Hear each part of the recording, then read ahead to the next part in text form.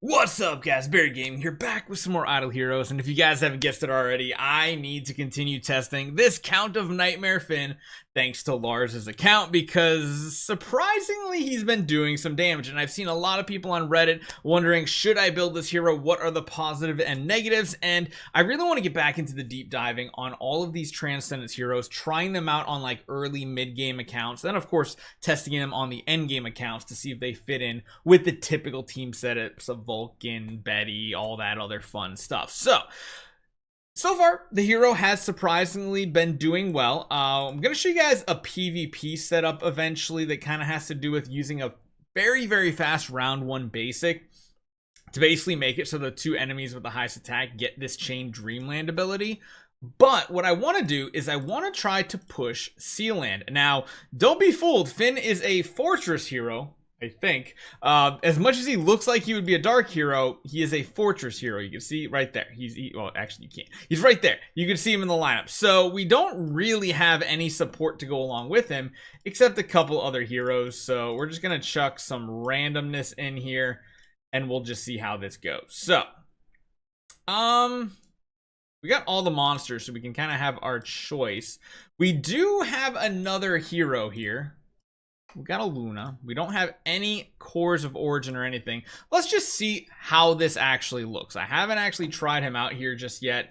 We're not going to get CC as much on this team. It's really going to come down to how much damage he can provide. And remember, at the beginning of battle, he loses HP, applies his debuff to the enemies here, and then when he uses his first active skill, it's going to kind of trigger a lot of those to go off. So you see right there, we lose HP. We get to use our active right away, and then everything ticks. You'll notice the hit happens from the active, and then afterwards, they lose a chunk of HP. That's because what's going on here, just in case you guys are not catching what's going on here, this part says, you know, we deal damage to the enemy with the lowest HP, inflicts 1 layer of Nightmare Entanglement on all enemies. That's cool. And then if the target has 2 layers, it's going to detonate all of those on the target. Now, the only way we get it on them immediately is this beginning of each round. It's going to send it out. Because there's only 4 enemies, there is going to be a high chance that after he uses his active skill, they're going to have those 2 layers on, which is where they're dealing all those additional layers of damage. And then, of course, there's a chance of Fear Abyssal Gaze too. So really cool combos of how this works out. I'm kind of hoping we can get past like 30 and such. I feel like this is going to be a breeze right out of the gate here, because you see the hit happens and then all those things tick. Lots of damage going out here. You can see they all still have it on them. I don't think I should really run like demon bells on everybody, but I'm not expecting many to actually live here. That's the problem. I don't think they're gonna live. Yeah, surprising amount of damage coming from this hero, and I need to see how it does against the boss, because the boss should be the target with the highest attack. So he should be getting that extra hit, and yeah, you see the amount of damage. It's so weird with Holmes Young on the team too. It might be causing a little confusion with you guys watching, but essentially what's happening is Holmes Young has to do his ability before the second part of the attack goes off. So you see how the attack went off, and then additionally when damage went off at the very beginning of the battle. That's what's going on. So might actually slow it down to 1 time so you guys can understand what's going on here. Let's go real quick. So he uses his ability, then Holmes Young throws, and then all of a sudden the HP pools start to melt. That's because at the end of the main attack, Holmes Young does his follow-up hit, and then after that, all of those nightmares just explode with a ton of damage. And you see the little clown faces here. This is actually one of the first times I've paid attention enough to notice the graphic of them. The clown faces are going to be the ones that are doing that, basically targeting the enemy. He has to use a basic that has the Annabelle type effect. So you can see right here. Oh, none of them actually have it. I wanted to show you guys what happened. Oh wait, maybe here. Don't kill them. They're gonna die at the end of the round, aren't they? Yep. Basically, what that's gonna do is that's gonna be the thing that makes their damage do next to nothing, which is a good thing for us. We don't want damage. You got a couple fears right there, which is cool. You see these puppet faces. Let's watch what happens when this boss or this enemy hits with his ability. Tons of extra hits. Here we go. Yeah, it just did nothing. Just no damage. That was amazing. You just saw it again happen right there. No damage whatsoever coming out. Just freaking amazing. So even when you do get down to just a couple enemies left, the fact that his basic with sublimations is going to make it so that only 2 of them can hit, that is impressive. That's actually really, really awesome to see. Not a ton of damage as we're ramping up. And again, it's probably going to be where I need to put Luna in the front row. Man, he's just getting CC'd. Oh, we're slower. We're finally slower, it seems like. That or were we feared? Luckily, he heals for a lot at the end of the round. You notice there?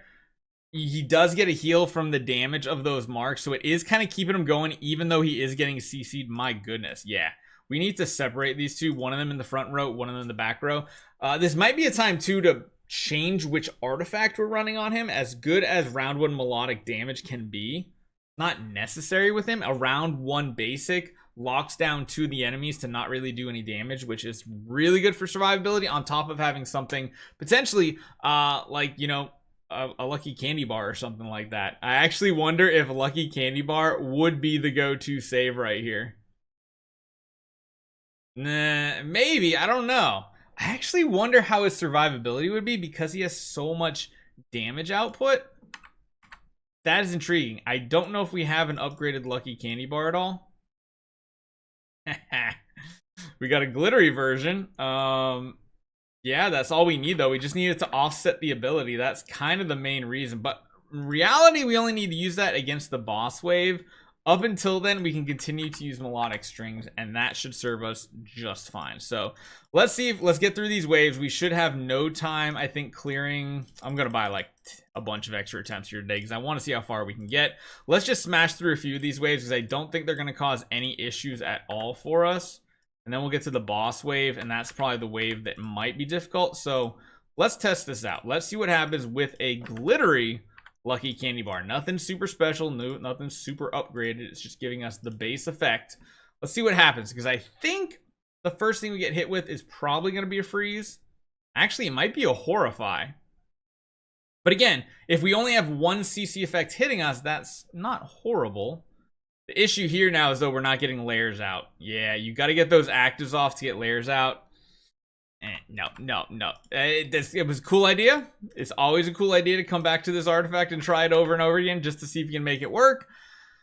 But at the end of the day, it doesn't always successfully work out. Yeah, the damage is definitely starting to slow down in this setup, though.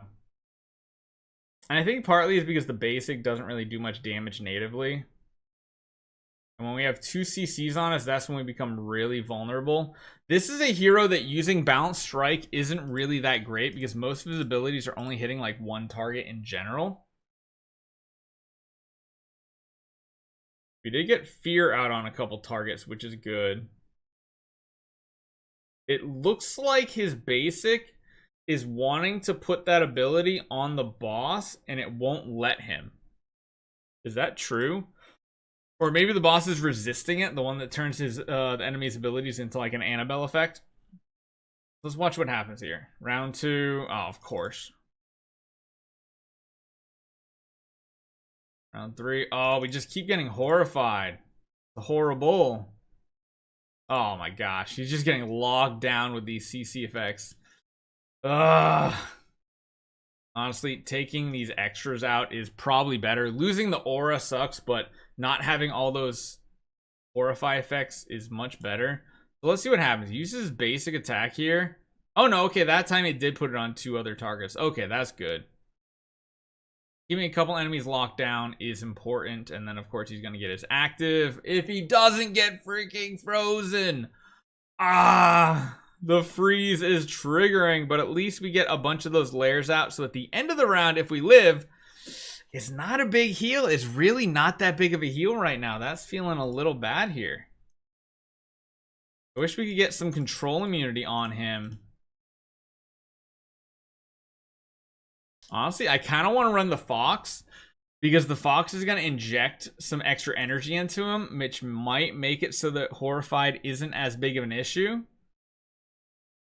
Like this round, even if... Oh no, that's just wasted.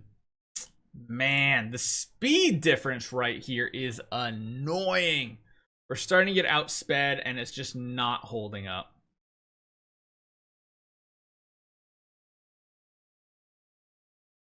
The healing is decent. Yeah, that fox is not working good. The fox is coming in at like the same exact time. Want to check one other thing with artifacts.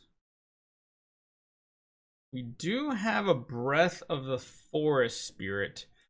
We do have an Augustus Magic Ball. I'm kind of intrigued to see what type of damage reduction that can do, because remember, Augustus Magic Ball used to be a really amazing artifact back in the day when you weren't taking these crazy amount of numbers. And you see right here, most of the damaging hits are barely doing damage to him, so it gives him probably a better time to heal up, even though we don't have that big burst in the beginning. Oh, I left the wrong monster on. We got to get more of these stacks out, but we can't if we are CC'd. Ah! Alright, well, I'm guessing this test didn't go quite as I really wanted it to. Let's go back to you. Let's try one more attempt. Maybe I need to put him in the front row. Nah, they're both taking hits. Really just getting frozen before we get to hit. Because you can see this little like cripple icon up here where like the guy's kind of like bent over. That's slowing us down to the point where the enemy gets to go before us, and that's when we have the biggest issue right there, is when we're slow and then we get CC'd before we can do anything else.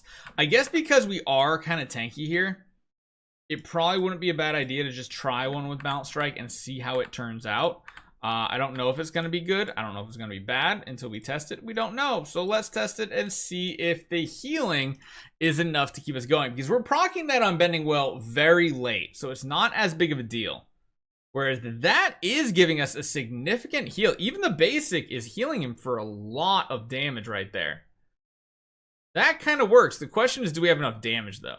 Augustus Magic Ball also gives us speed, which might help us with these debuffs. It's just getting double CC'd is the problem here. We need to get a hit off, otherwise we're just not going to heal. And we don't have time to deal damage.